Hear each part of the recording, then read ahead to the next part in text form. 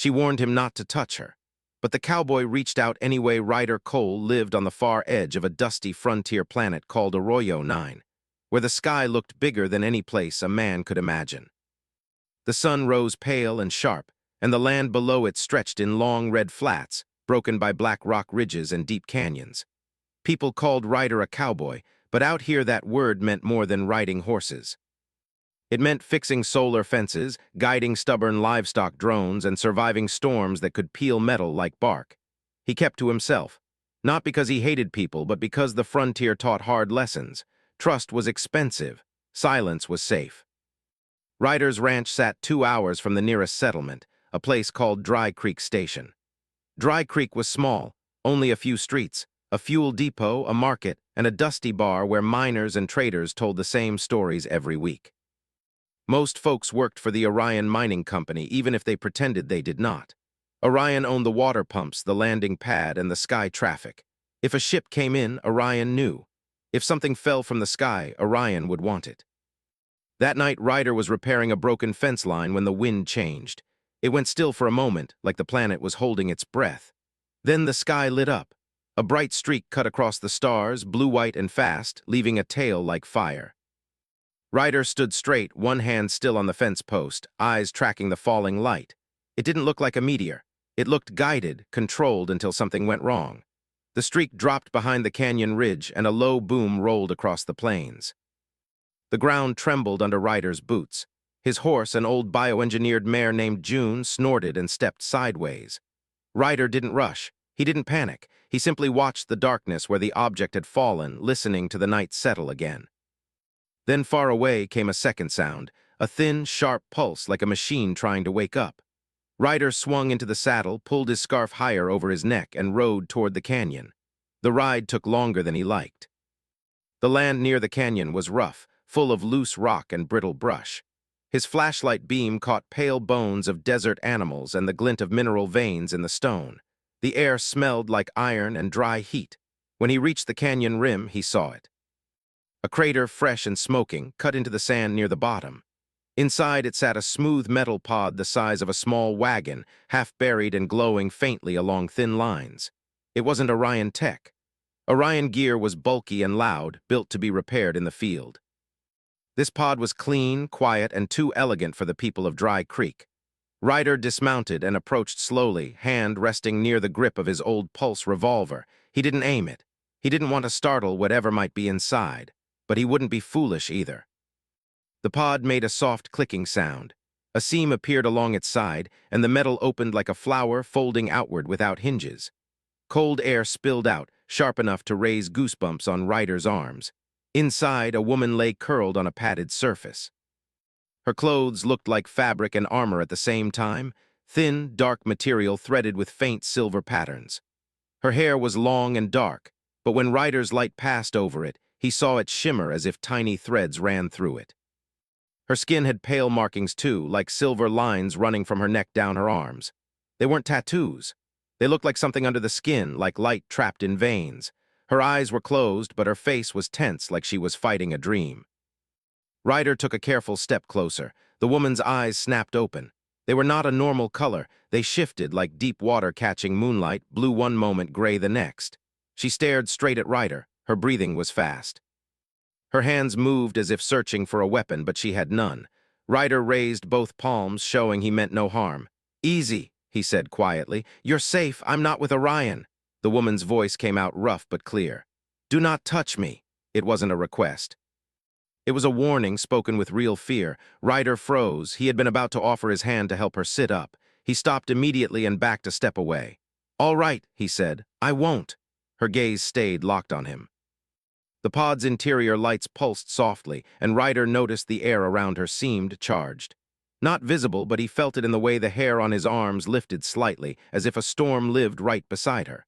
The woman tried to sit up. She winced, pressing a hand to her side. There was no blood, but her breathing tightened as if she was hurt inside. Ryder kept his distance. "You crash-landed," he said. "Can you stand?" She swallowed, eyes narrowing like she was measuring him. "Where is this?"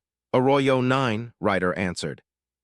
"Dry Creek Station's the closest settlement. My ranch is a ways from there." The woman's jaw tightened. "They cannot find me." Ryder didn't like the way she said cannot. It sounded like a fact, not a hope. Who they? He asked. She hesitated. If they touch me, if they force contact, I lose control. Ryder frowned. Lose control of what? Her eyes flickered again, and the air around her sparked, tiny, quick flashes like static. Ryder took another step back without thinking. The woman saw his movement and seemed to calm herself, forcing her breathing to slow.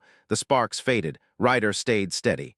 I'm Ryder Cole, he said. I'm not here to hurt you, but you're injured. If you can't move, I can bring help. No help, she said quickly. No station. No company. Ryder's mind worked fast. If she was running from Orion, taking her to Dry Creek could get her caught in an hour. If she was dangerous, bringing her to his ranch could put him at risk. But leaving her here, injured in a canyon, would be wrong. He made a choice because that was what cowboys did. They chose their line and stayed with it. My ranch has medical supplies, Ryder said. You can rest there. No one comes out that way unless they're looking. The woman's eyes narrowed. And if you are lying? Ryder didn't get offended. Out here, suspicion was survival. You can walk away if you want, he said. I'm not stopping you, but you won't make it far if your side's busted. There's a storm pattern coming. You'll feel it in an hour. The woman hesitated, then slowly slid her feet off the pod. Her boots touched the sand, and the moment they did, the silver lines on her skin pulsed faintly. Ryder noticed it like a flicker of light, gone almost as soon as it appeared. She stood, shaky but upright, and kept her hands close to her body like she was afraid to bump into anything. Ryder led June closer and lowered the saddlebag to the ground, pulling out a water pouch and a small ration bar. He set them on a rock, then stepped away. Food and water, he said. Take them if you want. The woman watched him carefully, then moved to the rock and picked them up. She drank in small swallows, eyes never leaving Ryder. Up above the canyon, a faint hum passed through the air. Ryder's head snapped up. At first he thought it was wind, but the sound had a pattern, steady, mechanical. He climbed a few steps up the rocky slope to get a better look at the sky. A small drone, no bigger than a hawk, moved across the stars. Its lights were dim, but Ryder could tell it was scanning the ground below. Orion used drones like that, so did other groups. Either way, it meant someone was searching. Ryder looked back at the woman. She had gone completely still. Her eyes were wide and the silver lines on her arms glowed brighter. She whispered almost to herself, "They are already here."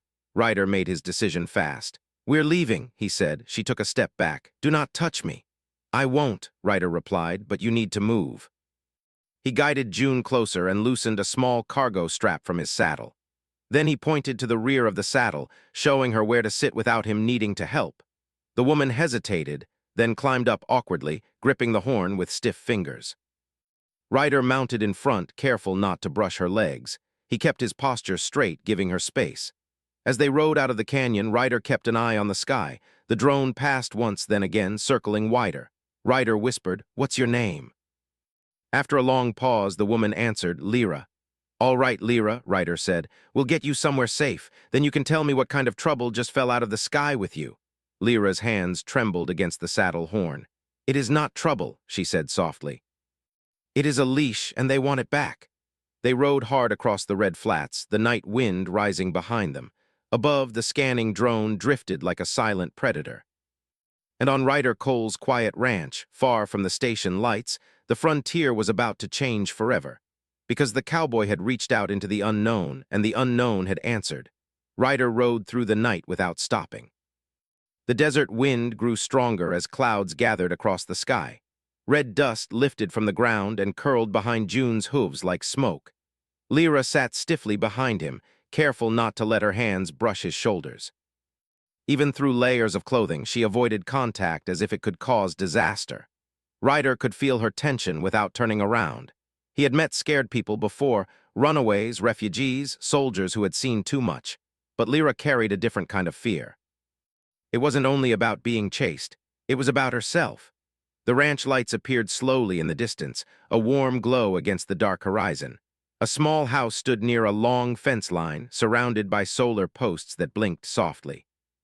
Wind turbines turned slowly above the fields, their shadows moving like quiet giants. "This is it," Ryder said. Lyra said nothing, but her breathing slowed slightly when they crossed the gate. The ranch felt peaceful compared to the canyon. No noise from drones. No lights except the stars and the house. Ryder dismounted first, stepping away from the saddle so she could climb down without help. She moved carefully, jumping the last few inches to avoid touching him. When her boots hit the ground, faint sparks flickered along her arms again, then faded. Ryder noticed but didn't comment. Inside the house, the air smelled like coffee and dry wood. Ryder turned on a low lamp and stepped back toward the doorway. "You can come in," he said gently. "No traps, just a roof." Lyra entered slowly, her eyes scanning every corner. She moved like someone trained to watch for danger. The silver lines under her skin glowed faintly whenever she became nervous, like quiet lightning. Ryder walked to a cabinet and pulled out a medical kit. He placed it on the table and stepped back again. "You're hurt," he said. "You'll need to check that side." She hesitated. "You will not come closer." "No," Ryder replied simply. She sat carefully and opened her suit along a hidden seam near her ribs. Ryder looked away immediately, giving her privacy. He heard her inhale sharply, followed by a faint humming sound. After a minute she said, "Internal bruising, nothing broken." "Good," Ryder answered. "There's food in the cooler if you need it." Silence filled the room.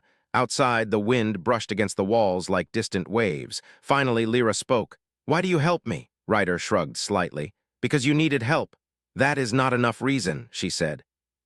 "It is for me," he replied. She studied him carefully, like she was trying to understand a language she had never heard before. "You do not ask what I am," she said. "I figured you'd tell me when you're ready," Ryder answered. Lyra's eyes softened slightly. She looked down at her hands. "Where I come from, my kind are not treated as people. We are tools, living batteries, weapons." Ryder leaned against the wall, listening quietly. "We can channel energy," she continued. "More than machines, more than ships. We are trained from childhood to control it, but emotion makes the energy unstable." "That's why you said not to touch you," Ryder said. She nodded. "Physical contact amplifies connection. If I lose control, the release can destroy everything near me." Ryder remembered the sparks in the canyon. He imagined that power unleashed fully and felt a chill. "And the people chasing you?" he asked. "They want me returned or erased." Ryder frowned. "That doesn't sound like rescue." "It is not," she said quietly. Outside, a distant hum broke the silence. Ryder moved quickly to the window and looked toward the horizon. A faint light moved slowly through the sky. Another drone, he cursed under his breath. "They're searching wider now." Lyra stood instantly, tension returning to her body. The silver lines across her arms glowed brighter, casting faint reflections across the walls. "I must leave," she said. "You can barely stand straight," Ryder replied. "And that drone's already scanning. If you run now, you'll stand out." She hesitated, torn between fear and logic. Ryder stepped closer, but still kept a careful distance. "You stay here tonight," he said firmly. "We'll figure the next move in the morning." She looked at him for a long moment, then slowly nodded. The hours passed quietly. Ryder made coffee while Lyra watched the wind outside. She seemed fascinated by small things, the sound of a kettle, the flicker of a lamp, the simple comfort of a home that wasn't built for war. "Your life is calm," she said softly. "Mostly," Ryder replied. "Frontier is still dangerous, but I try to keep things simple." She studied him again. "You are not afraid of me." Ryder thought about that. "I respect the risk," he said, "but fear doesn't help anyone." For the first time, a faint smile touched her lips. Later, Ryder stepped outside to check the perimeter. The sky was darker now, thick with clouds.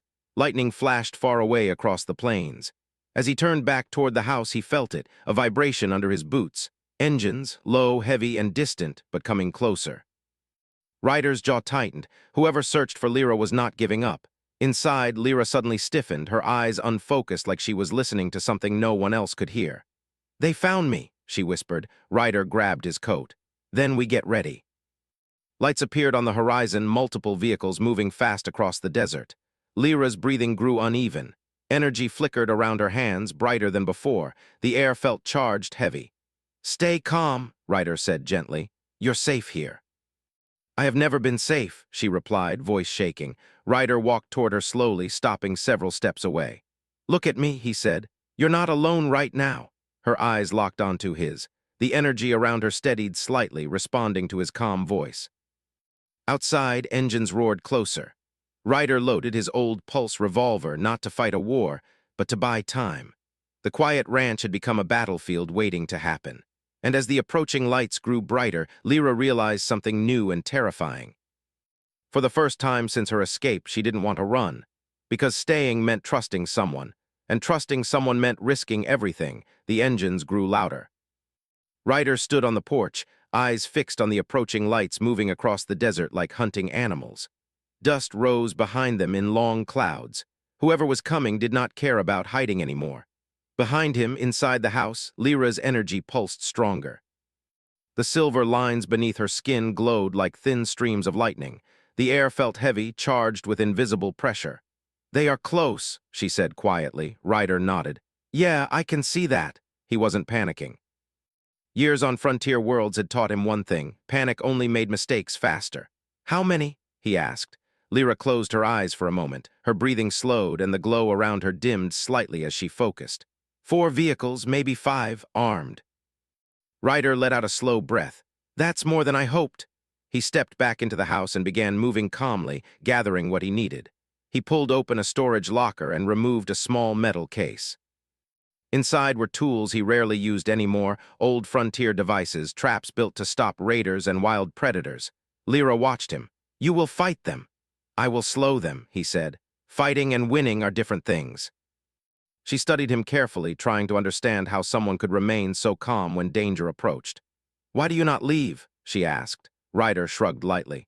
"Because they're here for you. If I run, they chase you harder. If I stay, maybe we change the story a little." Outside, thunder rolled across the sky. The coming storm darkened the land, and wind began to push against the house. Ryder stepped onto the porch again and placed small devices along the ground near the fence line. Motion sensors, flash emitters. Nothing deadly, just enough to confuse and delay. He worked quickly, hands steady. Lyra followed him to the doorway but stopped at the threshold, careful to keep distance. "You risk your life for someone you barely know," she said. Ryder glanced back with a faint smile. "Out here, strangers become neighbors fast." The first vehicle reached the outer fence. A bright beam of light swept across the ranch, scanning buildings and ground. Loudspeakers activated. "Unregistered resident," a mechanical voice said. "You are harboring a classified fugitive. Surrender the subject immediately." Ryder leaned against a post, arms relaxed at his sides. "No thanks," he muttered under his breath. The vehicles spread out, surrounding the ranch slowly. Lyra's breathing grew faster again. Energy sparked along her fingers. "I should go," she said. "If I leave, they may stop." Ryder shook his head. "They won't. People like that don't stop once they start." The loudspeaker spoke again. "Final warning, compliance is required." Ryder pressed a button in his hand. One of his traps activated with a loud flash near the fence. Bright light exploded outward, blinding the nearest vehicle sensors. Sparks jumped across its surface, forcing it to halt. The others stopped too, unsure of what waited ahead. Ryder allowed himself a small grin. "Let's see how patient they are." Suddenly, armored figures stepped out of the vehicles. Their suits looked advanced, smooth and dark, with glowing lines similar to Lyra's but colder, artificial. Lyra stepped back, fear rising in her eyes. "They are not simple hunters," she whispered. "They are control agents." One agent raised a weapon and fired. A pulse of energy struck the ground near Ryder's feet, throwing dust into the air. Ryder didn't fire back yet. He moved sideways, keeping distance while activating another trap. A wave of dust shot upward, creating a thick cloud that blocked their vision. Inside the cloud, he moved quickly toward the barn. "Stay inside," he told Lyra, but she did not obey. She stepped outside, eyes fixed on the approaching agents. "I cannot let you fight alone," she said. Ryder turned toward her sharply. "You don't need to fight, you need to stay calm." "They will take me," she said. "Not tonight," Ryder replied. Another shot blasted into the barn wall. Wood splintered. The agents moved closer, their formation precise and controlled. Lyra's fear turned into something stronger, anger mixed with desperation. Energy surged around her body, brighter than before. The wind around her shifted, swirling as if drawn by her emotions. "Stay back," she warned Ryder. He saw what was happening. The energy building around her felt unstable, dangerous. "Lyra," he said gently, "breathe." "I cannot control it," she whispered. The agents advanced faster. A net of energy fired toward her from one of their weapons. Lyra raised her hand instinctively. A burst of light exploded outward, stopping the net midair. The ground shook. Windows rattled, but the surge didn't stop. The energy around her grew stronger, turning wild. "Move away," she shouted. Ryder hesitated. Every instinct told him to step back. But he also saw the fear in her eyes, the fear of hurting someone, and suddenly he understood. She wasn't afraid of being captured. She was afraid of hurting him. Ryder made a decision that surprised even himself. Slowly, carefully, he walked toward her. "Stop!" she cried.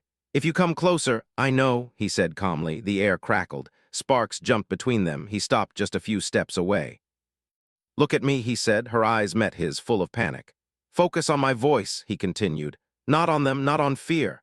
The energy surged again, throwing dust into the air. He raised one hand slowly, giving her time to react. She shook her head desperately. "No, do not touch me." But Ryder moved forward anyway. His fingers gently closed around her hand. For one terrifying moment, the world went silent. Light exploded outward, but instead of chaos, it slowed, swirling around them like a storm finding balance. Lyra gasped. The energy steadied. Her breathing matched his. The violent glow softened into a calm, steady pulse. The agent stopped moving, clearly confused. Lyra stared at their joined hands in disbelief. "This has never happened." Ryder smiled slightly. "Guess we're learning something new tonight." Together they turned toward the approaching threat. And for the first time since the chase began, Lyra's power felt controlled, not by fear but by connection. The battle was far from over. But now they were standing together. The storm above the ranch finally broke. Lightning spread across the sky like silver cracks, and thunder rolled over the desert hills. Wind pushed against Ryder's coat as he stood beside Lyra, their hands still joined. The energy around her no longer exploded wildly. Instead, it flowed in slow waves, steady and controlled. The agents hesitated. They had expected chaos. They had expected Lyra to lose control. But what they saw now was different. One of them stepped forward, raising a weapon carefully. "Subject stabilized," the agent's voice said through a helmet speaker. "Unknown variable detected." Ryder tightened his grip slightly, not out of force but reassurance. Lyra's breathing slowed. Her glowing markings softened into a gentle shine. "I feel calm," she whispered. "This has never happened before." Ryder gave a small smile. "Maybe nobody ever tried standing with you instead of against you." The agent spread out again, moving with careful precision. A larger vehicle rolled closer behind them, its metal sides reflecting lightning flashes. "We cannot hold them forever," Lyra said quietly. "I know," Ryder answered, "but we don't need forever, just long enough to make a choice." The loudspeaker activated again. "Fugitive Lyra," the mechanical voice said, "your resistance is futile. Surrender peacefully and avoid further conflict." Lyra's expression hardened. She stepped forward slightly, but Ryder stayed beside her. "I will not return," she said firmly. "You are property," the voice replied. Ryder's eyes narrowed. He hated that word. "She's not property," he muttered. One agent raised a device that projected a glowing net. Ryder recognized the danger immediately. "They're going to try capturing you again," he said. Lyra nodded. "Yes, but now I can feel something different. My energy listens to me." Lightning struck nearby, illuminating the ranch in bright white light. Lyra raised her free hand slowly. Energy gathered around her fingers, but instead of wild sparks, it formed a smooth wave like flowing water. The agents fired. The glowing net shot toward her. Lyra moved her hand gently, and the energy curved outward like a shield. The net slowed, then dissolved into harmless light before reaching them. The agents paused again. They were no longer certain. Ryder leaned closer. "Can you hold that?" "Yes," she said softly. "Because you are here." More vehicles arrived at the edge of the ranch. The situation was changing quickly. Ryder knew they couldn't win by force alone. "We need another plan," he said. Lyra looked toward the sky. "My ship, it is buried beneath the canyon. It still works." "You can leave," he asked. "Yes, but if I leave alone, they will follow. They will never stop." Ryder understood what she meant. As long as she ran, they would chase. "So we stop them from tracking you," he said. She turned toward him. "How?" Ryder thought fast. He remembered the old power grid under his ranch, the one he built himself using spare mining equipment. It wasn't pretty, but it produced strong electromagnetic pulses when overloaded. "Follow me," he said. They ran toward the barn, still holding hands. Energy flowed around them like a shield, deflecting incoming shots. Inside the barn, Ryder opened a hidden panel and activated the old system. Lights flickered. Machines hummed loudly. "What are you doing?" Lyra asked. "Creating a storm bigger than theirs," he replied. The system began charging, pulling power from solar panels and turbines. Outside, the wind grew stronger, feeding the storm above. If we release this with your energy, Ryder explained, we might scramble their tracking systems. Lyra nodded slowly. A pulse wave. Exactly. The agents moved closer, realizing something was changing. Hurry, Ryder said. Lyra closed her eyes. Energy gathered around her like a glowing storm cloud, but this time it stayed controlled, shaped by her focus and strengthened by Ryder's steady presence. Now, she whispered. Ryder slammed the activation lever. A massive wave of light burst outward from the ranch. The ground shook. Wind exploded in every direction, carrying a pulse of energy across the desert. The agents' vehicles flickered, their lights shutting down briefly. Drones in the sky lost control and fell like broken birds. Silence followed. When the dust settled, the agents retreated slowly, systems damaged. Their communication signals faded. They cannot track me now, Lyra said softly. Ryder exhaled. Good, but relief didn't last long. Both of them knew this was only temporary. She turned toward him, sadness in her eyes. I must leave. If I stay, they will return with more. Ryder nodded slowly. He had expected this moment, but it still felt heavy. They rode together back toward the canyon, the storm clearing behind them. Dawn began to rise, painting the sky with soft gold light. At the hidden site, Lyra activated her ship. Metal panels opened silently, revealing a sleek vessel hidden beneath sand. She turned toward Ryder. You changed everything for me, she said quietly. Before you, I believed connection only brought danger. Ryder shrugged lightly, hiding emotion behind calm words. Maybe you just needed someone stubborn enough to ignore warnings. She laughed softly for the first time. Slowly, she stepped closer, but still careful. May I? She asked. Ryder nodded. She gently placed her hand against his cheek. No chaos followed, only warmth. Her eyes shone brighter than ever. You are the first person I could touch without fear, he smiled. Guess I'll take that as a compliment. The ship powered up, humming softly. I will return, she promised. Not as someone running, but as someone free. Ryder watched as she stepped into the ship. The door closed and the vessel lifted into the sky, disappearing into the morning light. Back at the ranch, Ryder stood alone on the porch later that day. The land looked the same, wide, quiet, endless, but something inside him had changed. He wasn't just a cowboy guarding land anymore. He had touched the stars, and they had touched him back. Above, far beyond sight, a small streak of light crossed the sky, and Ryder knew the frontier had grown larger than he ever imagined.